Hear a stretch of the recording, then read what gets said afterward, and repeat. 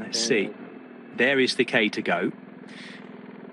Now, as I say, there has been conversation going on. It seemed to be, interesting enough, mostly the 20-year-old Marion Bunel talking to Demi Vollering. So I don't know whether she's been offering her something. There's the finish line. Oh, gosh, it looks a little bit windier up there, doesn't it?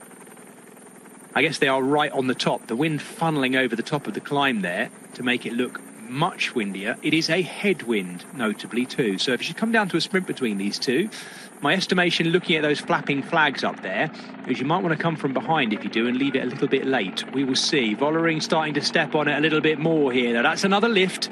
She hasn't been getting out the saddle very often, and she's just put about a bike's length into Marion Bunel.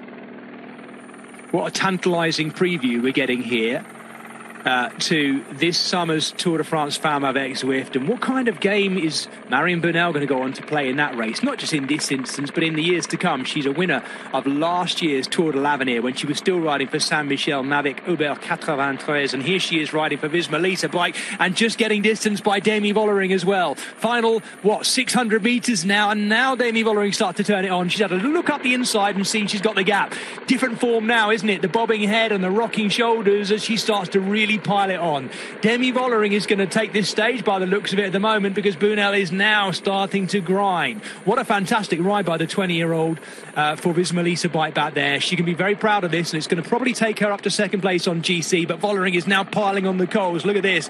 Out the saddle, breathing an awful lot harder. She has paced this 20-kilometre climb seemingly perfectly to give herself an opportunity to really open up the afterburners. And look at that. That's a telling sign as well. Marion Bunel looking over her shoulder. She's got plenty of cars behind her, so I don't think she will get caught. 1 minute 49 was their gap. Back to the group behind, being led by Paola Patino. But it is this rider we're watching who's wearing the points leader's jersey, looking after it for yesterday's winner, Elise Chabbey. We said after the finish yesterday, and Chabbey herself said it will be her chance to pay back tomorrow. She's done exactly that, but she is going to also salvage probably a top 5 place, if not more, top 3 possibly, overall in this race today, Chabbey, from behind. But it is today all about Demi Vollering, the winner of the Volta just a few weeks ago, back on Spanish turf, proving herself to be the best stage racer in the world again. And she rounds the final corner to the summit. Demi Vollering has come here to prove why she chose this race over the Tour of Britain. She needed the big climbs. 20 kilometres this final climb today up to the ski station at La Molina. I think we all knew that Demi Vollering was the best climber in the race, and she is proving it. She'll take over the race lead in the Volta Catalunya Féminin with that. But what a brilliant ride by the rider who's going to come in second here. Marion Bunel, at the age of 20, the French woman who won the Tour de l'Avenir last year, and hanging on to Demi Vollering until,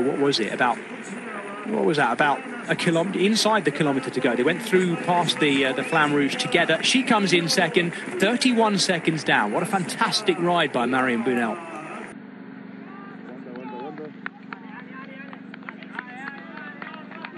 Elise Chabbey is going to salvage her top 3 place in the general classification by this for sure.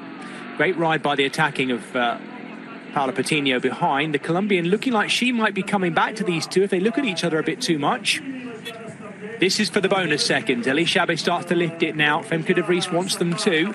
It is on the line 4 bonus seconds, plus the gap they have on Patino and others. And now Femke De Vries starts to open up as well. De Vries looking like she might have this. What Chabbey got left? Actually, Chabbey might have something. Can she come off the wheel and get those bonus seconds? It's going to be really close between these two. What a fantastic sprint for the bonus seconds. And third place on the stage. Femke De Vries, I think, just getting that ahead of Elise Chabbey.